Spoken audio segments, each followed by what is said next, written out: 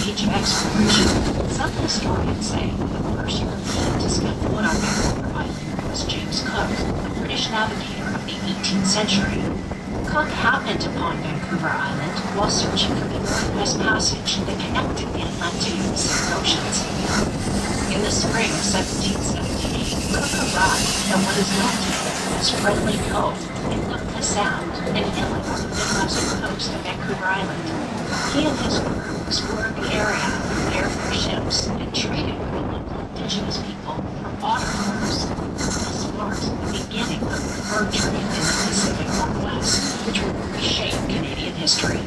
James Cook departed soon afterwards without realizing that Vancouver Island was in fact an island separated from the mainland. Vancouver Island was named after naval officer George Vancouver, who had accompanied Cook on that voyage of discovery.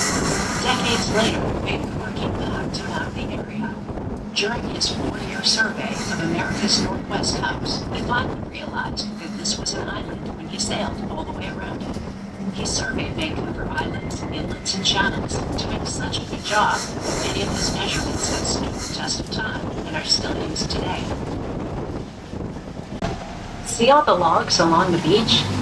Winter storms sometimes pound our coastline, uprooting trees and completely flooding coastal areas like this one. Ross Bay Cemetery is seen a share of storms, which is why the seawall of the sea was established. When Pacific storms hit, we just stay inland until they blow over. Then we clear the roads, and life goes on. Victoria actually enjoys the mildest weather anywhere in Canada. Having water on 3 sides of the city helps to moderate the climate. Our summers are sunny, with cool ocean breezes keeping the average high temperatures in the mid-20s. That's about 70 to 80 degrees Fahrenheit. Our winter temperatures rarely drop below freezing. It rains, but hardly ever snows. In fact, Victoria has more snow-free days per year than any major Canadian city. We're now approaching Ross Bay, historically named after Isabella Ross, the first female landowner in Victoria.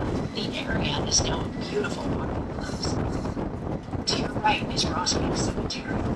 The burial site opened in 1970 to serve the burial needs of the city of Victoria.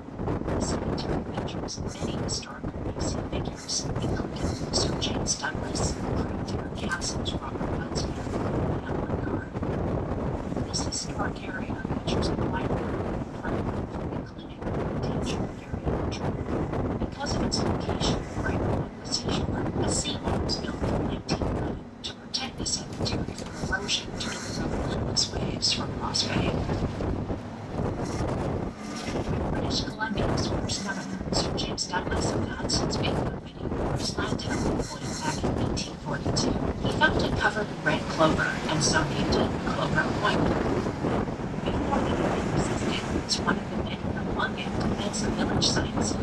Today, this finger of land is a welcome park with superb views of the United States Olympic Mountains to the south, along with Mount Baker to the east, and British Columbia's Sioux Hills to the west. It may just be the kiting capital of Canada. When the winds pick up, families make their way down with kites, while others can be sailing across the Whitecaps. At sunset, the magical view makes Clover Point Victoria's most romantic destinations. Snuggle in and watch the twinkling lights on cruise ships sailing to and from Ogden Point.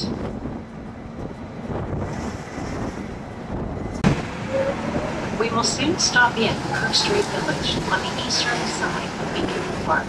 Bicyclists and urban explorers love Kirk Street Village because of its pedestrian-friendly streets and small-town atmosphere.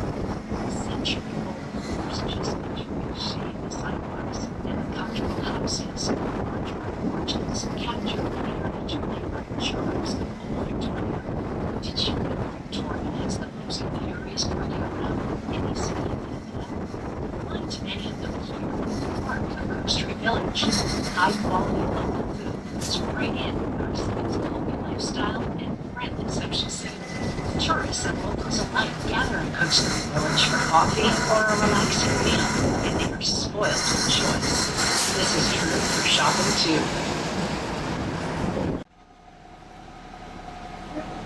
On our tour today, you will have seen several examples of public art. The beauty of our area has always attracted artists, where they seem to draw inspiration from the abundance of nature and day-to-day life. One such artist was Victoria's own Emily Carr, who through words and paintings communicated the culture and beauty of Vancouver Island like no one else before or since. Emily Carr ranks as among the most original Canadian painters of the first half of the 20th century. She was born here in 1871. Emily studied art in the United States and Europe, but never lost her deep spiritual connection with this corner of the world. Many of her most famous paintings deal with the indigenous culture of Canada's West Coast, including totem poles, masks, and traditional homes. Like many people at the time, Carr believed this ancient culture would vanish soon. She visited First Nation villages in British Columbia, intent on documenting them through her art. Her second major theme was the natural world. She captured the flavor of British Columbia through dreamlike paintings of forests and looming trees, rocky shores, and expansive coastal skies. Despite her large body of work, Emily's failure to make a living painting discouraged her for many years.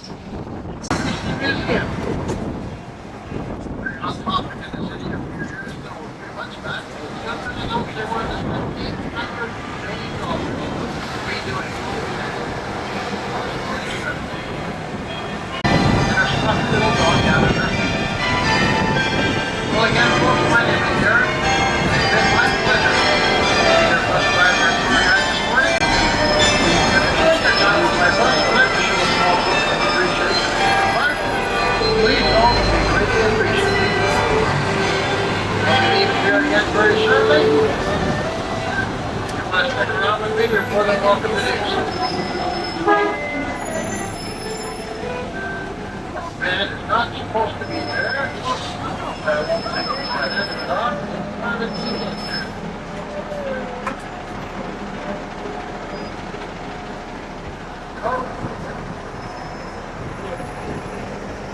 Stay seated for a minute, folks. I am going to back up a little bit and get the door a little closer to the curb. Last thing I want to do is trip.